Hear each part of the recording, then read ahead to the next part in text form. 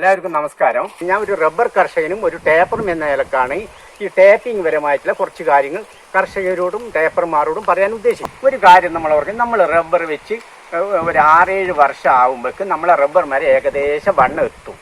നമ്മൾ ഓർമ്മിക്കേണ്ടത്, നമ്മൾ ഏകദേശം നമ്മൾ വേണമെങ്കിൽ ഒരു 20 ഇഞ്ച് വണ്ണം വേണം പുതിയൊരു റബ്ബർ മരം മാർക്ക് ചെയ്യാൻ.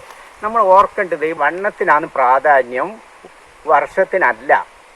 നമ്മളൊരു 5-ാമത്തെ കൊല്ലോ 6-ാമത്തെ കൊല്ലോ നമ്മുടെ റബ്ബർ മരം 20 ഇഞ്ച് വണ്ണം എത്തിയില്ലെങ്കിൽ നമുക്ക് ടേപ്പിംഗ് ചെയ്യാം. നമ്മൾ തോട്ടത്തിൽ ഒരു 100 മരം വെച്ച ഒരു കർഷകന് ഒരു 50, 60, 70 മരം ടേപ്പിങ്ങിന് വണ്ണം എത്തിയില്ലെങ്കിൽ നമുക്ക് ടേപ്പിംഗ് തുടങ്ങാം.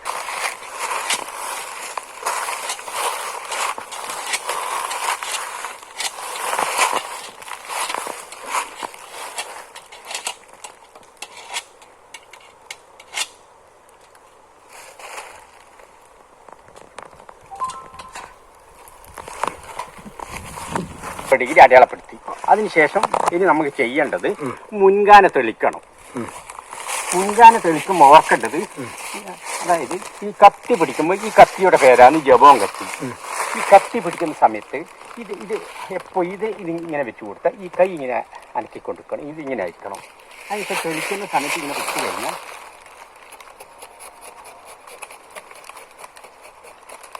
അതായത് ചതുരത്തിലായിരിക്കണം. നമുക്ക് ഈ ഭാഗം എടുക്കാൻ പാടുള്ളൂ.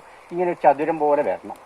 ഈ ഭാഗത്ത് ഇങ്ങനെ വീതി പരന്നിട്ട് വരണം. ഇതേപോലെ ഒരു 15 സെൻറ്റിമീറ്റർ മുൻകാനം അങ്ങോട്ട് കയറി. അതിനുശേഷം പിൻകാന ലേശം കട്ടി കുറച്ചിട്ട്, കത്തി പിടിക്കുമ്പോൾ ഇങ്ങനെ പിടിക്കണം. ഇങ്ങനെ പിടിച്ച് മെല്ലെ അത് കട്ടി കുറച്ചിട്ട് മതി. ഇത്രയും വേണ്ടു.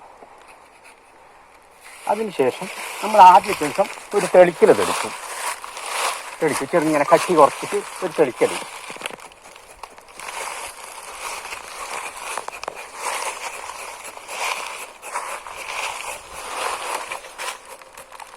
നമ്മൾ 3-ാമത്തെ ദിവസം ഒരു ടേപ്പിങ്. അടുപ്പിച്ച് തെളിക്കാൻ പാടില്ല. 3-ാമത്തെ ദിവസം ഒരു തെളിക്കൽ തെളിക്കുക. 3-ാമത്തെ ദിവസം തെളിക്കുന്ന സമയത്ത് പിൻകാന ചെറുങ്ങനെ ശേഷം കൂട്ടുക.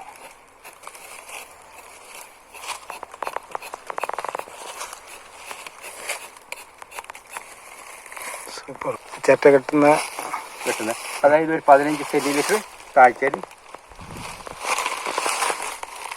ചേട്ട കെട്ടുന്നത്. അതായത് ഒരു 15 സെൻറ്റിമീറ്റർ വിട്ടിട്ട് വേണം ചില്ലടിക്കാൻ. ചില്ലടിക്കുന്ന സമയത്ത് നമ്മളെപ്പോൾ ചില്ലടിക്കുമ്പോൾ ഈ വിരലുകൊണ്ട് ഇങ്ങനെ അടിക്കുക. അടിച്ച് ഈ തണ്ണിപ്പട്ട മുറിയാനിട വരുത്തറ്. അതിന് ശേഷം ലേശം താഴ്ത്തിയിട്ട് കപ്പ് ഞങ്ങൾ ചിരട്ട താങ്ങി. നമ്മളിനി ഒരു തെളിക്കലും ഒരു വെട്ടുമായി. ഇനി വീണ്ടും ഒരു 3-ാമത്തെ ദിവസം ഒരു വെട്ടുക. 3-ാമത്തെ ദിവസം പിൻകാന വെട്ടുക.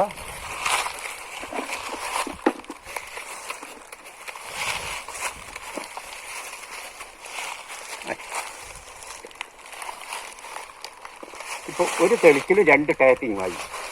ഒരു ദിവസം തെളിച്ചു, 3-ാമത്തെ ദിവസം ഒരു വെട്ട്, വീണ്ടും 3-ാമത്തെ ദിവസം ഒരു വെട്ട്. അതായത് ഒരു തെളിക്കൽ 2 വെട്ട് കഴിഞ്ഞതിന് ശേഷം നമ്മൾ ഈ എത്തിപ്പോൺ എന്ന് പറഞ്ഞ ഹോർമോൺ കൊടുക്കണം. അത് കൊടുക്കേണ്ടത് ഈ വള്ളിപ്പാലിൻ്റെ മേലെ ആയിരിക്കണം. അതായത് ഒരു 100 മരം ഉണ്ടെങ്കിൽ 25 മില്ലി എത്തിപ്പോൺ, 75 മില്ലി പാമോയിലും.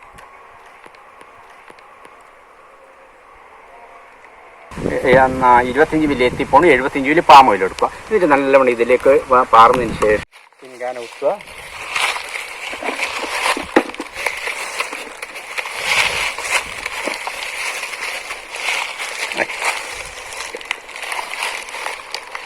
ഇപ്പോൾ അതായത് 25 മില്ലി എത്തിപ്പോൺ, 75 മില്ലി പാമോയിലും. ഇതിപ്പോൾ നമുക്ക് നോക്കുമ്പോൾ എത്തിപ്പോൺ അടിയിലേക്കാണ് ഉള്ളത്, പാമോയിൽ മേലും. ഇതുകൊണ്ട് തേച്ച പാല് കിട്ടൂല. നമ്മൾ ഇത് നല്ലോണം ഇളക്കി യോജിപ്പിക്കണം. 25 മില്ലി എത്തിപ്പോണ്, 75 മില്ലി പാമോയിലും.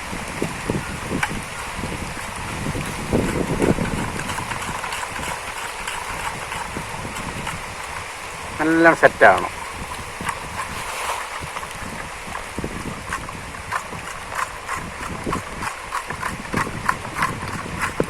ഒരു 5-10 മിനിറ്റ് സമയം ഇങ്ങനെ നല്ലോണം ഇളക്കി യോജിപ്പിക്കുക.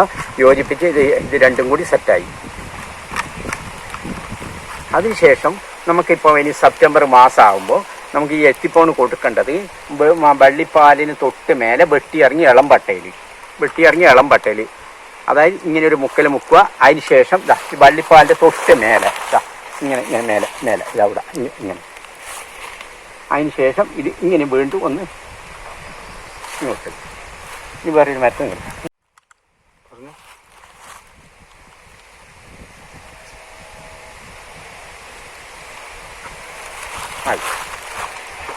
എന്നാ ഇങ്ങനെ ഒരു മുക്കൽ മുക്കി താഴോട്ട് ഇങ്ങനെ ഒരു വലിക്കുക. ഇത് വീണ്ടും അത് തിരിച്ചിട്ട് ഇങ്ങനെ ഒരു ഒന്ന് നേർപ്പിച്ചത് ഒരു മരത്തിന് 1 മില്ലി 100 മില്ലിയാണ് നമ്മൾ എടുത്തിട്ടുള്ളത്. 25 മില്ലി എത്തിപ്പോണു, 75 മില്ലി പാമോയിലും. അത് 100 മരത്തിനാണ്. നേർപ്പിച്ചത് ഒരു മരത്തിന് 1 മില്ലി എടുക്കാവൂ. അത് തന്നെ നമ്മൾ 3 ദിവസം കൂടുമ്പോൾ വെട്ടുന്ന തോട്ടങ്ങൾ വർഷത്തിൽ 2 പ്രാവശ്യമേ കൊടുക്കാവൂ. ഇനി ആഴ്ചക്ക് 2 വെട്ടുന്ന തോട്ടങ്ങളുണ്ട്. ആഴ്ചക്ക് 2 വെട്ടുന്ന തോട്ടങ്ങൾ വർഷത്തിൽ 3 പ്രാവശ്യം കൊടുക്കാവുന്ന മെയ്, ജൂണ്, സെപ്റ്റംബർ, നവംബർ. അതിനുശേഷം നമുക്ക് 4 ദിവസം കൂടുന്ന 4 ദിവസം ഗ്യാപ്പ് കൊടുത്ത് 5 ദിവസം വെട്ടുന്ന തോട്ടമുണ്ട്. അങ്ങനെയുള്ള തോട്ടങ്ങൾ നമുക്ക് വർഷത്തിൽ ഒരു 6 പ്രാവശ്യം എത്തിപ്പോന്ന് കൊടുക്കുക. 6 പ്രാവശ്യം. അത് മെയ്, ജൂൺ 1 പ്രാവശ്യം, ജൂലൈയിൽ വേണ്ട ആഗസ്റ്റ്, സെപ്റ്റംബർ, ഒക്ടോബർ, നവംബറിൽ വേണ്ട ഡിസംബർ. അങ്ങനെ 6 പ്രാവശ്യം കൊടുത്തിട്ട്. പക്ഷേ ഡിസംബർ കഴിഞ്ഞാൽ പിന്നെ എത്തിപ്പോണ് ശുപാർശ ഇല്ല.